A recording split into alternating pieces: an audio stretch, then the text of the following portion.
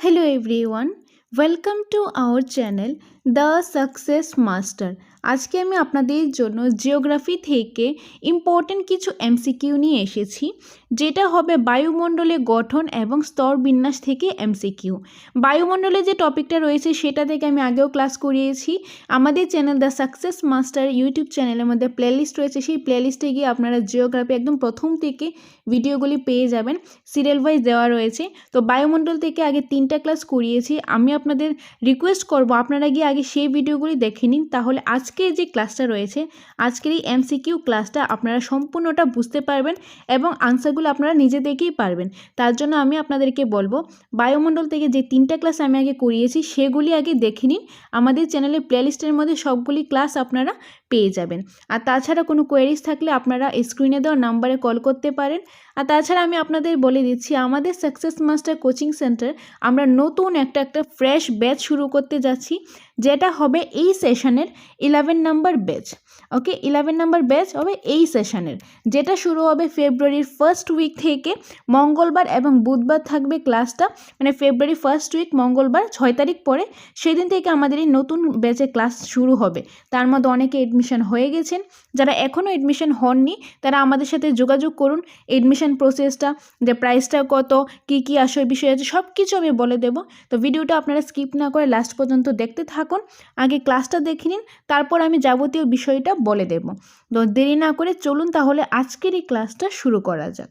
তো প্রথমেই যে এমসিকিউটা রয়েছে সেটা হলো বায়ুমণ্ডল এবং গঠন এবং স্তর বিন্যাস থেকে। বায়ুমণ্ডলের গঠন এবং স্তর বিন্যাস থেকে রয়েছে আজকের এমসিকিউ, যা আজকের ক্লাসের মধ্যে আমরা ইম্পর্টেন্ট এমসিকিউ নিয়ে আলোচনা করব। তো প্রথম যে এমসিকিউটা রয়েছে সেটা হলো বায়ুমণ্ডলে যে স্তরের মধ্য দিয়ে জেট বিমানগুলি চলাচল করে। যে বায়ুমণ্ডলে যে স্তর রয়েছে, বায়ুমণ্ডলে 5টা স্তর রয়েছে এবং রাসায়নিক গঠন অনুসারে 2টা স্তর রয়েছে। তো প্রথমটা আমরা 5টা, যে এখানে অপশন অনুযায়ী যেগুলি স্তর রয়েছে সেটা 5টা যে স্তর রয়েছে সেটার মধ্যে দেখব। তো বায়ুমণ্ডলে 5টা স্তরের মধ্যে কোন স্তর দিয়ে জেট বিমানগুলি চলাচল করে? কি কি রয়েছে option? Troposphere, mesosphere, stratosphere, thermosphere. তো এখানে কারেক্ট আনসার কি হবে? এখানে কারেক্ট আনসার হবে অপশন নাম্বার 3, স্ট্র্যাটোস্ফিয়ার। বায়ুমণ্ডলে যে স্ট্র্যাটোস্ফিয়ার স্তরটা রয়েছে সেই স্তরের মধ্য দিয়ে কি জেট বিমানগুলি চলাচল করে। তো কারেক্ট আনসার হবে কি অপশন নাম্বার 3। অপশন নাম্বার 3 হবে এটা কারেক্ট আনসার, স্ট্র্যাটোস্ফিয়ার। ওকে, নাম্বার স্ট্র্যাটোস্ফিয়ারের ঊর্ধ্বসীমা হলো প্রায়, স্ট্র্যাটোস্ফিয়ারের যে ঊর্ধ্বসীমাটা সেটা কত কিলোমিটার পর্যন্ত? 80 কিলোমিটার, 90 কিলোমিটার, 120 কিলোমিটার, 100 কিলোমিটার। তো এটা কারেক্ট আনসার কী হবে? এটা কারেক্ট আনসার হবে অপশান নাম্বার 1, 80 কিলোমিটার। স্ট্র্যাটোস্ফিয়ারের যে ঊর্ধ্বসীমাটা রয়েছে সেটা হলো কি 80 কিলোমিটার। ওকে, স্ট্র্যাটোস্ফিয়ারের ঊর্ধ্বসীমাটা 80 কিলোমিটার। তো এখন আপনারা এই এমসিকিউ দেখলে অনেক সময় মনে থাকবে না, তো তার জন্য আমি আপনাদের বলবো আগে ক্লাসগুলি দেখে নিন। ক্লাসগুলির মধ্যে দেওয়া রয়েছে কোন ট্রপোস্ফিয়ার, স্ট্র্যাটোস্ফিয়ার যে একটার পর একটা স্তরগুলি রয়েছে, সেই স্তরগুলি কোনটা কত কিলোমিটার, কোনটার মধ্যে দিয়ে জেট বিমান চলাচল করে, কোনটার মধ্যে কি রয়েছে, কোনটার মধ্যে অক্সিজেন, নাইট্রোজেন, এগুলি সবগুলি রয়েছে। তো আগে ক্লাসগুলির মধ্যে, তো আগে যদি ক্লাসগুলি কনসেপ্ট ক্লাসগুলি দেখে নিন তাহলে এই এমসিকিউগুলি করতে আপনাদের জন্য সুবিধা হবে। তার জন্য আমি আপনাদের বলবো আগে কনসেপ্ট ক্লাসগুলি দেখে নিন। তো এটা কারেক্ট আনসার হবে কি স্ট্র্যাটোস্ফিয়ারের ঊর্ধ্বসীমা হলো প্রায় 80 কিলোমিটার। ওকে, অপশান নাম্বার 1 হলো এটা কারেক্ট আনসার। ওকে, নেক্সট 3 নম্বর, বায়ুমণ্ডলের সর্বনিম্ন স্তরের নাম। যে বায়ুমণ্ডলের সর্বনিম্ন সবচেয়ে নিচের কোন স্তরটা রয়েছে? মেসোস্ফিয়ার, আয়নোস্ফিয়ার, ট্রপোস্ফিয়ার না থার্মোস্ফিয়ার? তো এখানে কারেক্ট আনসার হবে option number 3, troposphere. Option number 3 troposphere হবে কারেক্ট আনসার। বায়ুমণ্ডলের সবচেয়ে নিচে মানে সর্বনিম্ন যে স্তরটা রয়েছে সেটা হলো troposphere.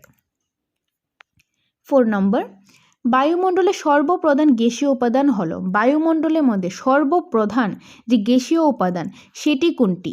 Hydrogen, oxygen, nitrogen, helium. তো কারেক্ট আনসার কি হবে? এটা কারেক্ট আনসার হবে option number 3, nitrogen. Option number 3 nitrogen, এটা হবে কারেক্ট আনসার। বায়ুমণ্ডলের সর্বপ্রধান গ্যাসীয় উপাদান হলো নাইট্রোজেন। 5 নম্বর, জীবজগতের ক্ষেত্রে বায়ুমণ্ডলে গুরুত্বপূর্ণ গ্যাসীয় উপাদান হলো, যে জীবজগতের ক্ষেত্রে বায়ুমণ্ডলে গুরুত্বপূর্ণ গ্যাসীয় উপাদান হলো nitrogen, oxygen, hydrogen, carbon dioxide. তো এটা কারেক্ট আনসার হবে option number 2, oxygen. Option number 2 oxygen. জীবজগতের ক্ষেত্রে বায়ুমণ্ডলে গুরুত্বপূর্ণ কোন গ্যাসীয় উপাদানটি? সেটি হলো অক্সিজেন। অপশন নাম্বার 2 হলো এটা কারেক্ট আনসার, অক্সিজেন। 6 নম্বর, প্রতি 1 কিলোমিটার উচ্চতা উষ্ণতা হ্রাস পায়। প্রতি 1 কিলোমিটার উচ্চতায়, যে প্রতি 1 কিলোমিটার যাবে, ধরুন 1 কিলোমিটার গেল, এখানে গেলে উষ্ণতাটা কী হবে? হ্রাস পাবে, মানে কমবে। কত? 6.8 degree Celsius, 8.4 degree Celsius, 6.0 degree Celsius, 6.4 degree Celsius. তো এখানে কারেক্ট আনসার কী হবে? এখানে কারেক্ট আনসার হবে অপশন নাম্বার 4, 6.4 ডিগ্রি সেলসিয়াস। ওকে, এটা হবে correct answer. Option number 4 is the correct answer. প্রতি 1 কিলোমিটার উচ্চতায় উষ্ণতা হ্রাস পায় 6.4 ডিগ্রি সেলসিয়াস, 6.4 ডিগ্রি সেলসিয়াস। 4 নম্বর হবে এটা কারেক্ট আনসার। 7 নম্বর, বৃষ্টিপাত ঘটানোর জন্য বায়ুমণ্ডলে একান্ত অপরিহার্য উপাদান হলো, যে বৃষ্টিপাত ঘটানোর জন্য বায়ুমণ্ডলে একান্ত অপরিহার্য উপাদান হলো ধূলিকণা, হাইড্রোজেন, জলীয় বাষ্প, অক্সিজেন। তো এটা কারেক্ট আনসার হবে অপশন নাম্বার 3 জলীয় বাষ্প। অপশন নাম্বার 3 জলীয় বাষ্প। ওকে, অপশন নাম্বার 3 জলীয় বাষ্প। যে বৃষ্টিপাত ঘটানোর জন্য যে বায়ুমণ্ডলে একান্ত অপরিহার্য উপাদানগুলি হলো জলীয় বাষ্প। জলীয় বাষ্প কেন, সেটা আগের ক্লাসগুলিতে আমরা ডিসকাস করেছি। আগের ক্লাসটা দেখলেই বুঝতে পারবেন কেন এটা জলীয় বাষ্প হবে। যদি আগের ক্লাসগুলি না দেখেন তাহলে এগুলি বুঝতে অসুবিধা হবে বা অনেক সময় মনে থাকবে না। তার জন্য আমি আপনাদের বলছি, বারবার বলছি, আগে কনসেপ্ট ক্লাস দেখুন, তাহলে কিন্তু এটা আজকের ক্লাসটা বুঝতে পারবেন, নয়তো বা আজকের এই ক্লাসটা আপনারা বুঝতে পারবেন না। এই ক্লাসটা দেখার আগে কনসেপ্ট ক্লাসগুলি দেখুন। ওকে, তো 7 নম্বর কোশ্চেনের আনসার হবে অপশন নাম্বার 3 জলীয় বাষ্প। বৃষ্টিপাতের জন্য বায়ুমণ্ডলে যে উপাদানটা মানে বেশি অপরিহার্য, বেশি দরকার হয়, সেটা হলো জলীয় বাষ্প। ওকে, নেক্সট 8 নম্বর, বায়ুমণ্ডল গঠিত হয় প্রধানত একটি উপাদান দ্বারা, 2টি উপাদান দ্বারা, 3টি উপাদান দ্বারা, 4টি উপাদান দ্বারা। তো এখানে কারেক্ট আনসার হবে অপশন নাম্বার 3 3টি উপাদান দ্বারা। বায়ুমণ্ডল গঠিত হয় 3টি উপাদান দ্বারা। ওকে, এখন কি কি 3টি উপাদান রয়েছে সেটা আগে ক্লাসগুলি দেখলেই বুঝতে পারবেন। তো বায়ুমণ্ডল গঠিত হয় কয়টি উপাদান দ্বারা? 3টি উপাদান দ্বারা। Okay, option number 3 is the correct answer. Next 9 number, বায়ুমণ্ডলে যে স্তরে প্রাকৃতিক দুর্যোগ বেশি দেখা যায়, যে বায়ুমণ্ডলে কোন স্তরে প্রাকৃতিক দুর্যোগ বেশি দেখা যায়? স্ট্র্যাটোস্ফিয়ার স্তরে, ট্রপোস্ফিয়ার স্তরে, মেসোস্ফিয়ার স্তরে, আয়নোস্ফিয়ার স্তরে। তো এটা কারেক্ট আনসার হবে অপশন নাম্বার 2 ট্রপোস্ফিয়ার স্তরে। যে বায়ুমণ্ডলে সবচেয়ে নিচে যে সর্বনিম্ন যে স্তরটা রয়েছে ট্রপোস্ফিয়ার, সেই স্তরের মধ্যে সবচেয়ে নিচের স্তরটার মধ্যেই বায়ুমণ্ডলে প্রাকৃতিক দুর্যোগটা বেশি দেখা যায়। কোন স্তরে? ট্রপোস্ফিয়ার স্তরে, মানে সবচেয়ে নিচের স্তরটার মধ্যে। 5টার মধ্যে সবচেয়ে নিচের যে স্তরটা রয়েছে সেটার মধ্যে, মানে ট্রপোস্ফিয়ারের মধ্যে প্রাকৃতিক দুর্যোগ বেশি দেখা যায়। তো কারেক্ট আনসার হবে অপশন নাম্বার 2। 10 নম্বর, বায়ুমণ্ডলে জলীয় বাষ্প সূর্যতাপ। বায়ুমণ্ডলে জলীয় বাষ্প সূর্যতাপ কী করে? শোষণ করে, বর্জন করে, শোষণ করে না, না কিছুই করে না? তো এটা কারেক্ট আনসার হবে অপশন নাম্বার 1 শোষণ করে। বায়ুমণ্ডলে জলীয় বাষ্প সূর্যতাপ কী করে? শোষণ করে। ওকে, অপশন নাম্বার 1 হবে এটা কারেক্ট আনসার। বায়ুমণ্ডলে যে জলীয় বাষ্পটা রয়েছে সেটা সূর্যতাপে কী করে? সূর্যের যে তাপটা লাগে সেই তাপটা কী করে? সেই তাপটা শোষণ করে নেয়। তো অপশন নাম্বার 1 হবে এটা কারেক্ট আনসার।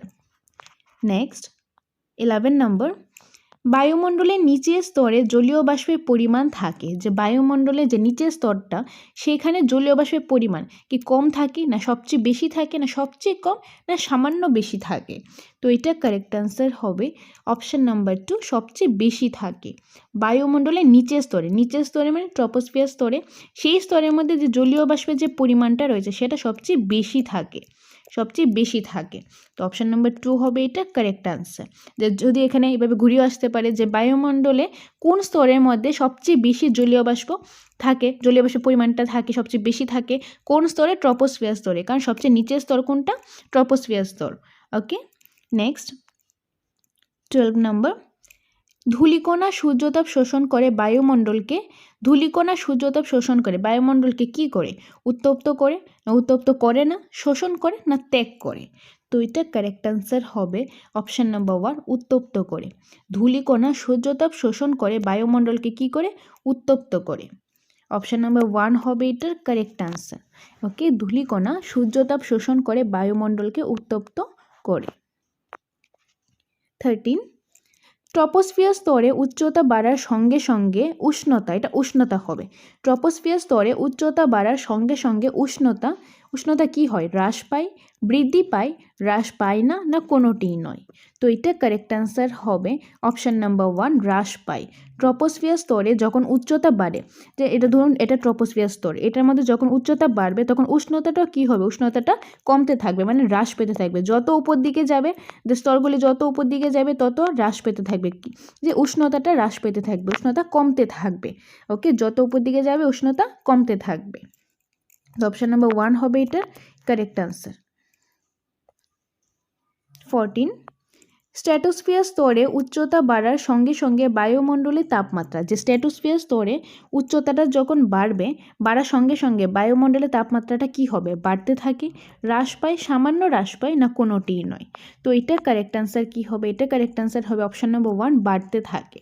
অপশান নাম্বার 1 বাড়তে থাকে। যে স্ট্র্যাটোস্ফিয়ার স্তরটা, যে আগেরটা কী ছিল? ট্রপোস্ফিয়ার স্তরে যখন উচ্চতাটা বাড়বে, ট্রপোস্ফিয়ার স্তরে যত উপর দিকে যাবে ততক্ষণ যে উষ্ণতাটা কি হবে? হ্রাস পেতে থাকবে। কিন্তু স্ট্র্যাটোস্ফিয়ার স্তরের মধ্যে উচ্চতা যত বেশি বাড়বে আর তাপমাত্রা, বায়ুমণ্ডলের তাপমাত্রা কি হবে? তত বেশি বাড়তে থাকে। ট্রপোস্ফিয়ার স্তরে ছিল যে কমতে থাকে, মানে হ্রাস পেতে থাকে, আর স্ট্র্যাটোস্ফিয়ার স্তরে হবে এটা উষ্ণতাটা কি হবে? তাপমাত্রাটা বাড়তে থাকবে। ওকে, তাপমাত্রা বাড়তে থাকবে। অপশন নাম্বার 1 হবে এটা কারেক্ট আনসার।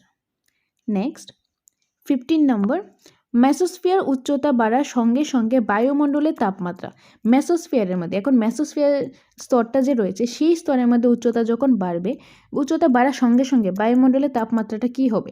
বৃদ্ধি পাবে, হ্রাস পায়, নাকি সামান্য হ্রাস পায়, না কোনোটিই নয়।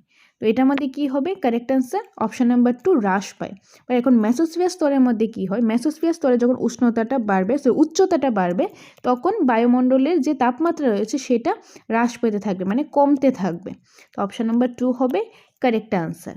ওকে, তো আমি আবারও বলছি, ট্রপোস্ফিয়ার স্তরে, ধরুন এটা ট্রপোস্ফিয়ার স্তরের মধ্যে উচ্চতাটা যদি বাড়ে, তাহলে উচ্চতা বাড়ার সঙ্গে সঙ্গে বায়ুমণ্ডলের তাপমাত্রা হ্রাস পেতে থাকবে, কমতে থাকবে। আর মেসোস্ফিয়ার স্তরের মতো সেম, মেসোস্ফিয়ার স্তরের মধ্যে যখন উচ্চতাটা বাড়বে তখন বায়ুমণ্ডলের তাপমাত্রা হ্রাস পেতে থাকবে। আর স্ট্র্যাটোস্ফিয়ার স্তর হলে তার উল্টোটা হবে, যত উচ্চতা বাড়বে তার যে উষ্ণতাটা রয়েছে সেটা বাড়তে থাকবে। ওকে, নেক্সট 16 নম্বর, বায়ুমণ্ডলে জলীয় বাষ্প ভূপৃষ্ঠ থেকে তাপ বিকিরণে, যে বায়ুমণ্ডলে যে জলীয় বাষ্প রয়েছে সেটা ভূপৃষ্ঠ থেকে তাপ বিকিরণে কি করে? সাহায্য করে, না সাহায্য করে না, বাধা দেয়, নাকি কোনোটিই নয়। তো এখানে কারেক্ট অ্যান্সার হবে অপশান নাম্বার 3, বাধা দেয়। অপশান নাম্বার 3 বাধা দেয়।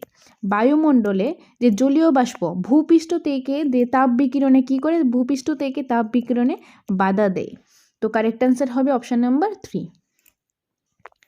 17 বায়ুমণ্ডলে জলীয় বাষ্পের উপস্থিতির জন্য রং ও বর্ণছটাই সৃষ্টি করে, সমুদ্র সৃষ্টি করে, মেঘের সৃষ্টি করে, ঝড়ের সৃষ্টি করে। তো এটা কারেক্ট অ্যান্সার হবে অপশান নাম্বার 3, মেঘের সৃষ্টি করে। বায়ুমণ্ডলে জলীয় বাষ্প, যে বায়ুমণ্ডলের মধ্যে যে জলীয় বাষ্প রয়েছে সেইটার উপস্থিতির জন্য সেটা কি সৃষ্টি করে? জলীয় বাষ্পটা কি সৃষ্টি করে? সেটা মেঘের সৃষ্টি করে, আর মেঘ থেকে বৃষ্টিপাত হয়। যে আগে কিছুক্ষণ আগে একটা কোশ্চেন দেখেছিলাম যে বৃষ্টিপাতের জন্য কোন উপাদানটি, বায়ুমণ্ডলে কোন উপাদানটি অপরিহার্য? সেটা ছিল জলীয় বাষ্প। কেন? কারণ জলীয় বাষ্পটা মেঘের সৃষ্টি করে আর মেঘ থেকে বৃষ্টি হয়, তার জন্য বৃষ্টি হওয়ার জন্য জলীয় বাষ্প যে বায়ুমণ্ডলের উপাদানটা রয়েছে জলীয় বাষ্প সেটা অপরিহার্য। তো বায়ুমণ্ডলে জলীয় বাষ্পের উপস্থিতির জন্য কি সৃষ্টি করে? মেঘের সৃষ্টি করে, কারণ মেঘ থেকে বৃষ্টি হয়। তো অপশান নাম্বার 3 হলো এটা কারেক্ট অ্যান্সার। নেক্সট 18 ধূলিকণা সূর্য রশ্মিতে প্রতিফলিত ও বিচ্ছুরিত হয়ে নানা প্রকার কি সৃষ্টি করে? রং ও বর্ণচটের সৃষ্টি করে, কুয়াশা সৃষ্টি করে, মেঘের সৃষ্টি করে, শিলার সৃষ্টি করে। তো এটা কারেক্ট অ্যান্সার হবে অপশান নাম্বার 1, রং ও বর্ণছটের সৃষ্টি করে। ধূলিকণা যখন সূর্যরশ্মি প্রতিফলিত ও বিচ্ছুরিত হয়ে নানা প্রকার রং ও বর্ণছটের সৃষ্টি করে। তো অপশান নাম্বার 1 হবে এটা কারেক্ট অ্যান্সার। ওকে, অপশান নাম্বার 1। নেক্সট 19 তাপমাত্রা তারতম্য অনুসারে বায়ুমণ্ডলকে ভাগ করা হয়, যে তাপমাত্রা তারতম্য অনুসারে বায়ুমণ্ডলকে কয় ভাগে ভাগ করা হয়, 2 ভাগে, 4 ভাগে, 6টি ভাগে নাকি 7টি ভাগে। তো এটা কারেক্ট আনসার হবে অপশান নাম্বার 3, 6টি ভাগে। ওকে, অপশান নাম্বার 3 6টি ভাগে, এটা 5টি হবে, 5টি বা 6টি। ওকে, তো তাপমাত্রা তারতম্য অনুসারে বায়ুমণ্ডলকে কয় ভাগে ভাগ করা যায়, এখানে অপশানে যদি এখানে 6 থাকে তাহলে 6 দিয়ে দেবেন, আদারওয়াইজ 5টি দিয়ে দেবেন। যে ট্রপোস্ফিয়ার, স্ট্র্যাটোস্ফিয়ার, যে প্রথম যে আমরা স্তর বিন্যাসে ক্লাস 2টা পড়েছি, তো একটা পড়েছি তাপমাত্রা তারতম্য অনুসারে যেটা আমাদের 5টা রয়েছে, আর আরেকটা পড়েছি রাসায়নিক গঠন অনুসারে, সেটা হবে 2টা। সেটা 2টা কোনগুলি, 5টা কোনগুলি, সেগুলি আমরা ক্লাসের মধ্যে দেখেছি। তো তার জন্য আগের ক্লাসগুলি দেখে নিলে তাহলে আপনারা এই কোশ্চেনগুলি বুঝতে পারবেন। ওকে, তো এটা অপশানের অ্যাকর্ডিং এখানে কারেক্ট আনসার হবে অপশান নাম্বার 3। ওকে, তো কারেক্ট আনসার অপশান নাম্বার 3। এখন অপশানে যদি 5টি থাকে তাহলে 5টি দিয়ে দেবেন। নেক্সট 20, ট্রপোস্ফিয়ার ও স্ট্র্যাটোস্ফিয়ারের মধ্যবর্তী অংশটির নাম কি? যে ট্রপোস্ফিয়ার আর স্ট্র্যাটোস্ফিয়ারের যে মধ্যবর্তী যে অংশটা রয়েছে সেটার নাম কি? মেসোপজ, স্ট্র্যাটোস্পজ, ট্রপোপজ নাকি কোনোটির নয়? তো এটা কারেক্ট আনসার হবে option number 3, tropopause. Option number 3 tropopause. যে ট্রপোস্ফিয়ারটাকে সবচেয়ে নিচে, ধরুন এটা ট্রপোস্ফিয়ার, সবচেয়ে নিচের স্তরটা, তারপর স্তরটা হলো কি স্ট্র্যাটোস্ফিয়ার। তো যে স্ট্র্যাটোস্ফিয়ার আর ট্রপোস্ফিয়ারটা ধরুন এখানে শেষ হয় আর এখানে স্ট্র্যাটোস্ফিয়ারটা শুরু হয়, যে মধ্যে যে জায়গাটা, যেখানে ট্রপোস্ফিয়ার শেষ হয় আর স্ট্র্যাটোস্ফিয়ারটা শুরু হয়, এই মাঝখানে যে জায়গাটা, এই মাঝখানে জায়গাটাকে কি বলা হয়? এই মাঝখানে জায়গাটাকে বলা হয় ট্রপোপজ। তো কারেক্ট আনসার হবে option number 3। Okay, option number 3 is the correct answer. Next 21, নিরক্ষীয় রেখার উপর ট্রপোস্ফিয়ারের উচ্চতা হলো, যে নিরক্ষ রেখার উপর ট্রপোস্ফিয়ারের উচ্চতাটা কত? 8 কিলোমিটার, 20 কিলোমিটার, 18 কিলোমিটার, 10 কিলোমিটার। তো এটা কারেক্ট আনসার হবে option number 3, 18 kilometre. Option number 3 18 kilometre. নিরক্ষ রেখার ওপর ট্রপোস্ফিয়ারের যে উচ্চতা রয়েছে, ট্রপোস্ফিয়ার ভালো করে দেখে নেবেন, ট্রপোস্ফিয়ারের যে উচ্চতাটা রয়েছে সেটা হলো 18 কিলোমিটার। অপশান নাম্বার 3 হলো এটা কারেক্ট আনসার। 22, বায়ুমণ্ডলে কার্বন ডাই অক্সাইডের পরিমাণ, বায়ুমণ্ডলে কার্বন ডাই অক্সাইডের পরিমাণ কত? কার্বন ডাই অক্সাইড যে গ্যাস রয়েছে তার পরিমাণটা কত? 0.7664%, 0.721%, 0.033%, 0.012%। তো এখানে কারেক্ট আনসার হবে অপশান নাম্বার 3, 0.033%। অপশান নাম্বার 3 হবে এটা কারেক্ট আনসার, 0.033%। ওকে, নেক্সট 23, বায়ুমণ্ডলের হেরিটোস্ফিয়ারের সর্বোচ্চ স্তরের নাম। যে বায়ুমণ্ডলে হেরিটোস্ফিয়ারের সর্বোচ্চ নামটা কি? আণবিক নাইট্রোজেন স্তর, হাইড্রোজেন স্তর, পারমাণবিক অক্সিজেন স্তর, হিলিয়াম স্তর। তো এটা কারেক্ট আনসার হবে অপশান নাম্বার 2, হাইড্রোজেন স্তর। অপশান নাম্বার 2 হাইড্রোজেন স্তর। যে বায়ুমণ্ডলে হেটেরোস্ফিয়ারের যে সর্বোচ্চ স্তর রয়েছে, হেটেরোস্ফিয়ারের সর্বোচ্চ স্তর, সেটার নাম হলো হাইড্রোজেন স্তর। অপশান নাম্বার 2 হবে এটা কারেক্ট আনসার। 24, ভূপৃষ্ঠ থেকে বায়ুমণ্ডলে ঊর্ধ্বসীমা। যে ভূপৃষ্ঠ থেকে বায়ুমণ্ডলে ঊর্ধ্বসীমাটা কত? 7,000 কিলোমিটার পর্যন্ত, 12,000 কিলোমিটার পর্যন্ত, 10,000 কিলোমিটার পর্যন্ত, না 15,000 কিলোমিটার পর্যন্ত। তো এটা কারেক্ট অ্যান্সার হবে option number 3, option number 3 10,000 kilometre পর্যন্ত। অপশান নাম্বার 3 10,000 কিলোমিটার পর্যন্ত। যে ভূপৃষ্ঠ থেকে বায়ুমণ্ডলের ঊর্ধ্বসীমাটা হলো 10,000 কিলোমিটার পর্যন্ত। 25, স্ট্র্যাটোস্ফিয়ার ও মেসোস্ফিয়ারের মধ্যবর্তী অংশের নাম। যে স্ট্র্যাটোস্ফিয়ার, যেখানে স্ট্র্যাটোস্ফিয়ারটা শেষ হয় আর মেসোস্ফিয়ারটা শুরু হয়, তো এখানে তো স্ট্র্যাটোস্ফিয়ার স্টার্ট হয় এখান থেকে, আর এখানে মেসোস্ফিয়ার। তো স্ট্র্যাটোস্ফিয়ার এখানে শেষ হয়, মেসোস্ফিয়ার এখানে শুরু হয়। ওকে, তার যে মাঝখানে জায়গাটা, এই মাঝখানে জায়গাটার নাম কি? ট্রপোফজ, মেসোফজ, স্ট্র্যাটোফজ নাকি কোনোটির নয়? তো এটা কারেক্ট আনসার হবে option number 3 stratopause. Option number 3 stratopause. যেখানে স্ট্র্যাটোস্ফিয়ার শেষ হয় আর মেসোস্ফিয়ার শুরু হয়, এই মাঝখানে জায়গাটাকে বলা হয় স্ট্র্যাটোপজ। তো correct answer is option number 3। 26, বায়ুমণ্ডলে নাইট্রোজেন গ্যাসের পরিমাণ হলো, যে বায়ুমণ্ডলে নাইট্রোজেন গ্যাসের পরিমাণ কত হবে? 72.8280%, 62.721%, 78.084%, 70.012%। তো তো এটা কারেক্ট আনসার হবে অপশানে অ্যাকর্ডিং কারেক্ট আনসার কী হবে? কারেক্ট আনসার হবে অপশান নাম্বার 3, 78.084%। ওকে, অপশান নাম্বার 3 হবে এটা কারেক্ট আনসার। নেক্সট 27, মেসোস্ফিয়ার ও থার্মোস্ফিয়ারের মধ্যবর্তী অংশ। যে মেসোস্ফিয়ার ও থার্মোস্ফিয়ারের মধ্যবর্তী অংশ, যেখানে মেসোস্ফিয়ারটা শেষ হয় আর যেখানে থার্মোস্ফিয়ারটা শুরু হয়, তার মাঝখানে জায়গাটা কি হবে? তার মাঝখানের জায়গাটার নাম হবে কি? মেসোপজ, ট্রপোপজ, স্ট্র্যাটোপজ, নাকি কোনোটাই নয়? তো এটা কারেক্ট আনসার হবে অপশান নাম্বার 1, মেসোপজ।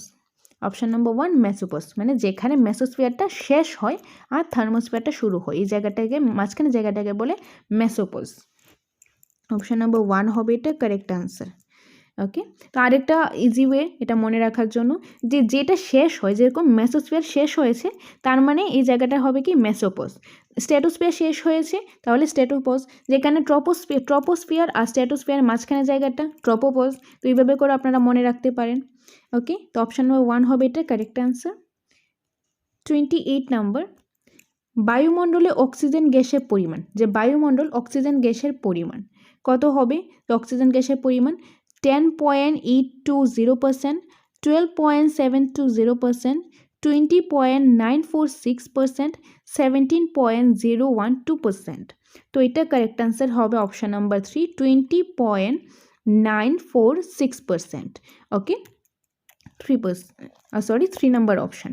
তো এখানে যে অক্সিজেন, নাইট্রোজেন, তারপর যে কার্বন ডাইঅক্সাইড রয়েছে, এগুলি অপশানটা দেখে দেবেন। যেরকম এখানে যদি অক্সিজেনটা 20, 21 এটার কাছে, সবচেয়ে কাছে যেটা থাকবে ওইটা আনসার করবেন। 21-এর কাছে সবচেয়ে কাছে যেই অ্যান্সারটা থাকবে অপশান দেখে সেটা আনসার করবেন। নাইট্রোজেন থাকলে 78-এর কাছে যেটা থাকবে সেটা আনসার করবেন। অপশানের অ্যাকর্ডিং কিন্তু আনসারগুলি করবেন। ওকে, নেক্সট 29 নাম্বার, ওজোন গ্যাসের বিনাশ ঘটে। যে ওজোন গ্যাসের বিনাশ ঘটে কিসের জন্য? জল দূষণের জন্য, বায়ু দূষণের জন্য, ভূমি দূষণের জন্য, না শব্দ দূষণের জন্য?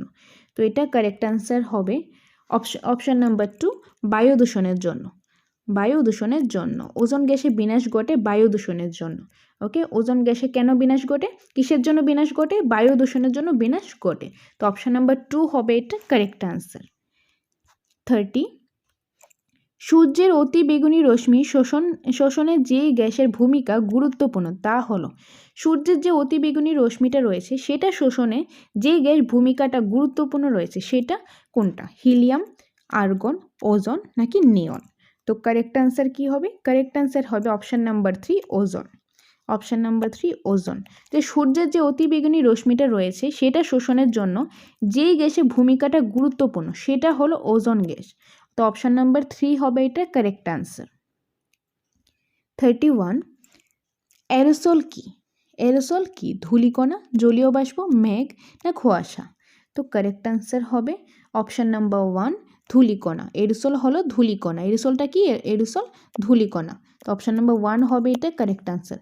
এরোসল কি? এরোসল হলো ধূলিকণা। 32 নাম্বার, আমাদের দেশে বায়ুতে গড় জলীয় বাষ্প। আমাদের দেশের বায়ুতে গড় জলীয় বাষ্প কত পার্সেন্ট? 1.04%, 1.4%, 0.14%, নাকি 2.14%?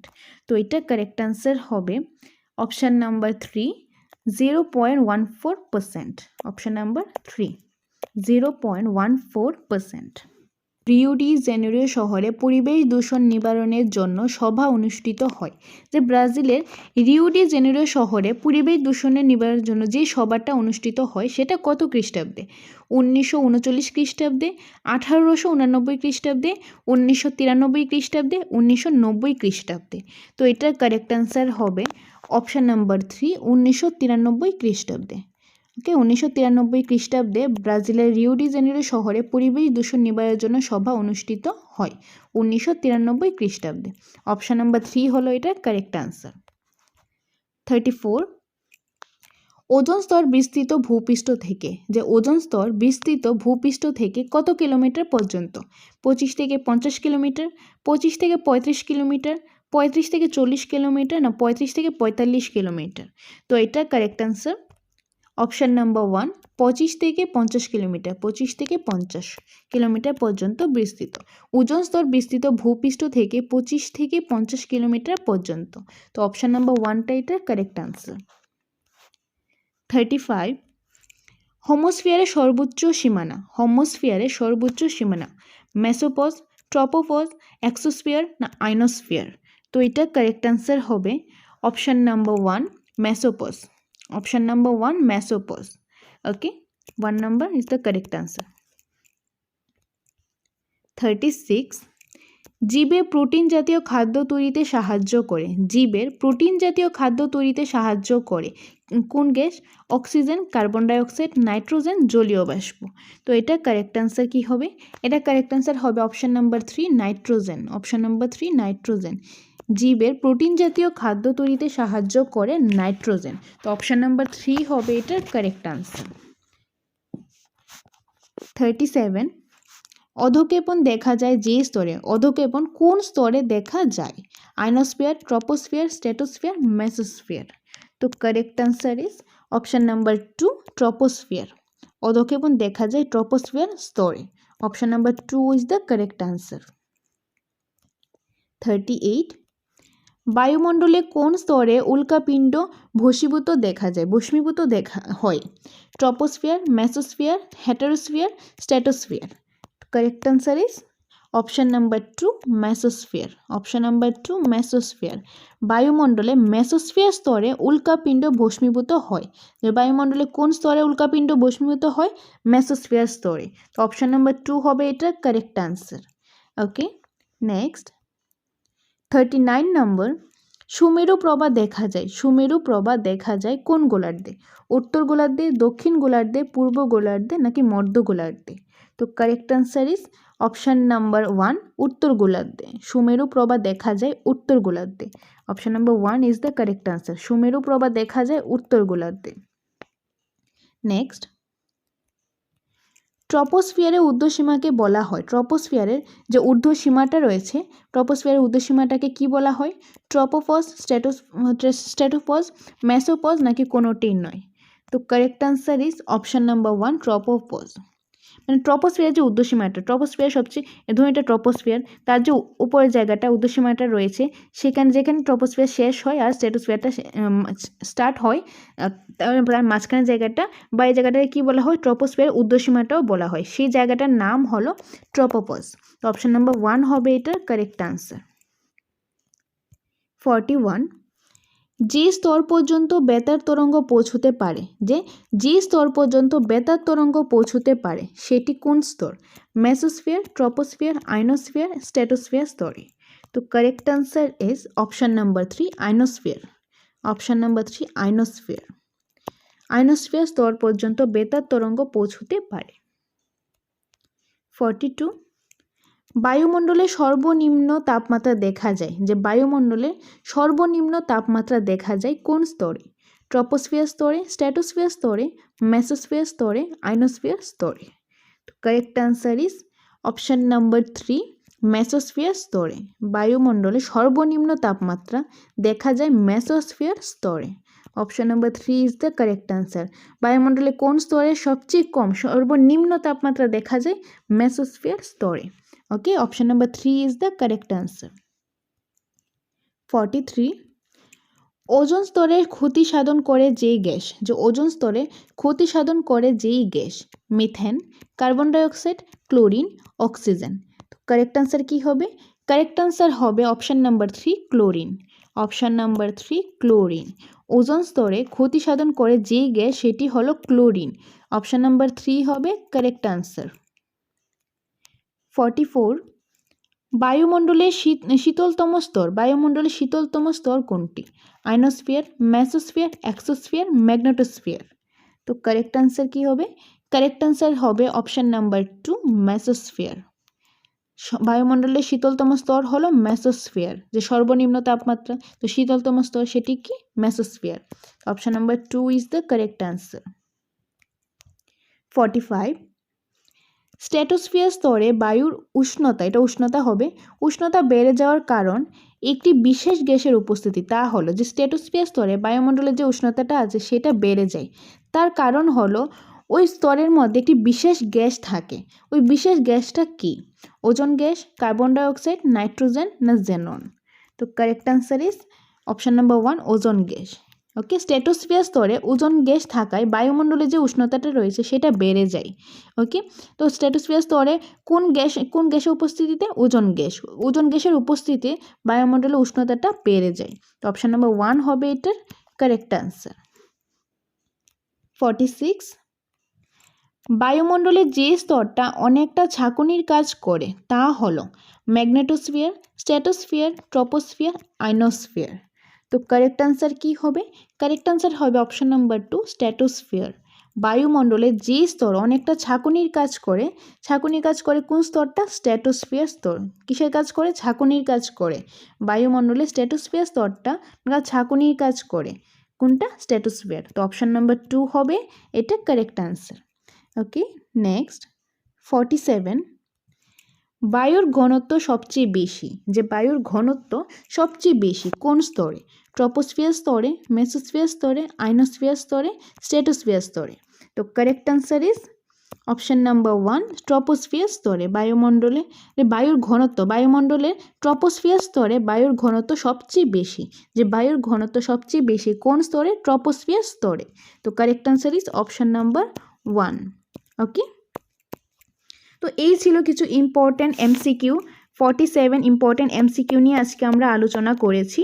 যে জিওগ্রাফি বায়ুমণ্ডল যে টপিকটা রয়েছে সেটা থেকে বায়ুমণ্ডলের গঠন, তা উষ্ণতা অনুসারে কি স্তরগুলি, আর রাসায়নিক গঠন অনুসারে যে স্তরগুলি রয়েছে সেগুলিকে কনসেপ্ট ক্লাস করিয়েছি। 3টা ক্লাস, কনসেপ্ট ক্লাস কয়টা করিয়েছি? 3টা। সেই 3টা থেকে আজকে এমসিকিউ নিয়ে ডিসকাস করলাম। নেক্সট ক্লাস খুব তাড়াতাড়ি নিয়ে আসবো। তো সেটা পাওয়ার জন্য আমাদের চ্যানেলের পাশে থাকবেন, সাথে থাকবেন, আর আমাদের চ্যানেলটা সাবস্ক্রাইব করে দেবেন। তাহলে সবচেয়ে প্রথম আমরা ভিডিওটা আপলোড করার পরে আপনাদের কাছে নোটিফিকেশান চলে যাবে। তাহলে আপনারা পেয়ে যাবেন কোন সময় কোন ভিডিও আমরা আপলোড করছি। তো ক্লাসগুলি আপনারা পেয়ে যাবেন একদম সিরিয়াল ওয়াইজ। আর সবগুলি ক্লাসের কিন্তু প্লেলিস্ট রয়েছে। তো আমাদের channel the success master YouTube চ্যানেলের মধ্যে আপনার প্লেলিস্টে গেলে সবগুলি সাবজেক্টে আলাদাভাবে আপনারা প্লেলিস্ট পেয়ে যাবেন। যেরকম আমি জিওগ্রাফি করাচ্ছি একদম প্রথম থেকে সিরিয়াল ওয়াইজ। তো প্লেলিস্টে গেলে আপনারা একটার পর একটা ক্লাস পেয়ে যাবেন। আজকে বায়ুমণ্ডল থেকে যে এমসিকিউ করালাম তার কনসেপ্ট ক্লাসগুলি অলরেডি আপলোড আছে, সেগুলি আপনারা পেয়ে যাবেন একদম সিরিয়াল ওয়াইজ, খুব সুন্দরভাবে দেওয়া আছে। বাকি সাবজেক্টগুলিও সেমভাবে আপনারা পেয়ে যাবেন। কোনো কিছু কনফিউশন থাকলে, কোনো কোয়ারিজ থাকলে আপনারা এই স্ক্রিনে দেওয়া নাম্বারে কল করতে পারেন। ওকে, আশা করি সম্পূর্ণ ক্লাসটা আপনাদের আজকে ক্লিয়ার হয়েছে, ভালোভাবে বুঝতে পেরেছেন। আর তাছাড়াও যদি কোনো কিছু কনফিউশন থাকে আপনারা কমেন্ট বক্সে কমেন্ট করে অবশ্যই জানাবেন। ক্লাসটা যদি ভালো লাগে সেটা আপনারা অবশ্যই লাইক করে দেবেন। আপনাদের লাইকে আমরা অনেকটা মোটিভেট হই। আপনারা ক্লাস তো দেখেন কিন্তু লাইক করেন না। লাইক করে অবশ্যই জানাবেন আমাদের ক্লাসগুলি ভালো লাগছে কি না।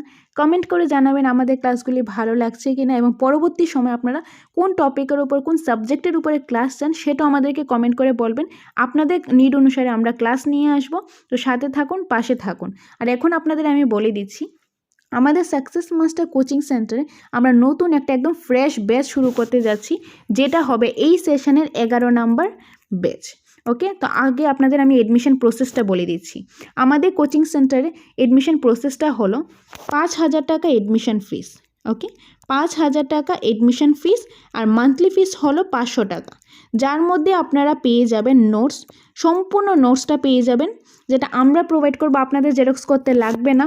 তাছাড়া পেয়ে যাবেন আপনারা ক্লাস পেয়ে যাবেন, সপ্তাহে 2 দিন ক্লাস হবে। আমাদের নতুন 11 নম্বর যে ব্যাচটা হবে এই সেশনের, আমি বারবার বলছি এই সেশনের যে 11 নম্বর ব্যাচটা হবে সেটা হবে ফেব্রুয়ারি ফার্স্ট উইক থেকে। মঙ্গলবার এবং বুধবার ক্লাস থাকবে, টিউসডে আর ওয়েডনেসডেতে ক্লাসটা থাকবে। 12টা থেকে হবে ক্লাসটা। এটা হলো 11 নম্বর ব্যাচ। ফেব্রুয়ারি ফার্স্ট উইক মানে 6 তারিখ থেকে, ফেব্রুয়ারি ফার্স্ট উইক যে মঙ্গলবার সেটা পরে 6 তারিখ। তো 6 তারিখ থেকে, ফেব্রুয়ারি 6 তারিখ থেকে আমাদের নতুন ব্যাচে ক্লাসটা শুরু হতে যাচ্ছে, যার মধ্যে আপনারা অনেকেই এডমিশন নিয়ে নিয়েছেন। যারা এখনও এডমিশন হননি তাদের আমি বলছি আমাদের এখানে কিন্তু সিটটা লিমিটেড আছে। আমরা 4-5 জন এডমিশন নিতে পারবো আমাদের নতুন ব্যাচের মধ্যে। সিট ফুল হয়ে গেলে তারপর আমরা আর নিতে পারবো না, তারপর আবার পরবর্তী ব্যাচের জন্য আপনাদের ওয়েট করতে লাগবে। পরবর্তী ব্যাচ আস্তে আস্তে আবার অনেক সময় লাগবে। তো তার জন্য আমাদের সাথে তাড়াতাড়ি কন্ট্যাক্ট করুন। তারপর আপনার এডমিশনটা হয়ে যান। আর এডমিশন নিতে আসলেই যে নিতে লাগবে এরকম কোনো ব্যাপার না। আপনারা আসুন, আমাদের এখানে নোটসটা দেখুন, নোটসটা যাচাই করুন, আমাদের এখানে একদিন ক্লাস করুন, ক্লাস করে যদি ভালো লাগে, নোটসটা দেখে ভালো লাগে, তবে আপনারা এডমিশন হন, নোটসটা নিন।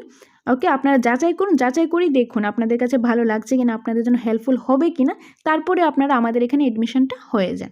তো এডমিশন প্রসেসটা 5,000 টাকা এডমিশন ফিস, মান্থলি ফিস হলো 500 টাকা, যার মধ্যে আপনারা কমপ্লিট নোটস পেয়ে যাবেন, যেটা আমরাই প্রোভাইড করবো আপনাদের জেরক্স করতে লাগবে না। সপ্তাহে 2 দিন ক্লাস পেয়ে যাবেন এবং মক টেস্টও পেয়ে যাবেন।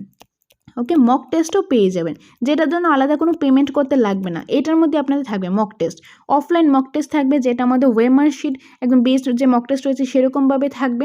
আর তাছাড়া অনলাইন মক টেস্ট থাকবে, একটা টপিক শেষ করার পর তার থেকে অনলাইন মক টেস্ট নেওয়া হবে, বা কয়েকটা টপিক শেষ করার পর আপনাদের অনলাইন মক টেস্ট নেওয়া হবে, স্পেশাল মক টেস্ট নেওয়া হবে।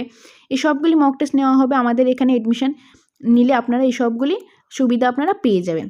5,000 টাকা এডমিশন ফিস, আর মান্থলি ফিসটা মাত্র 500 টাকা। ওকে, আর তাছাড়া অনেকেই আছেন যারা অনেকে দূরে রয়েছেন, আসতে পারছেন না, বা প্রাইভেট জব করছেন, তাদের জন্য আমি বলে দিচ্ছি, আমাদের এখানে টেট 1 এবং 2 দুটোই নোট রয়েছে, যার প্রাইস হলো, আপনার নোটও নিতে পারেন। নোটের প্রাইসটা আমি এখানে শুধু নোটের প্রাইসটা বলছি, 3,000 টাকা। টেট 1 নোটের প্রাইস 3,000 টাকা, টেট 2 নোটের প্রাইসটাও 3,000 টাকা। এখন যদি আপনারা চান টেট 1 এবং 2 দুটো একসাথে নেবেন, তাহলে সেটাও প্রাইস হবে 5,000 টাকা। ওকে, এটা হলো যারা শুধুমাত্র নোটটা নেবেন।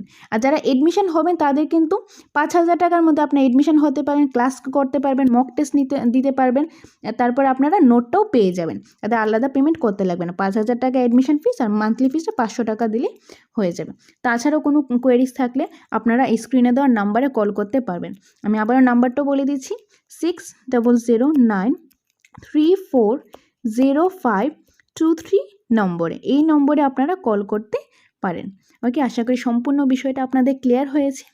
ওকে, আর তাছাড়া আমাদের ভিডিওগুলি, আমাদের ক্লাসগুলি যদি আপনাদের ভালো লাগে, লাইক করে দেবেন, কমেন্ট করে বলবেন ভালো লাগছে কিনা, এবং পরবর্তী ভিডিও, পরবর্তী ক্লাস আপনারা কোন টপিক, কোন সাবজেক্টের উপর চান, আপনাদের নিড অনুসারে আমরা ক্লাস নিয়ে আসব। তো আপনারা আমাদের সাথে থাকুন, পাশে থাকুন, আমরাও আপনাদের জন্য ভালো ভালো ক্লাস নিয়ে আসব। দেখা হচ্ছে পরবর্তী একটা ভিডিওতে। Thanks for watching.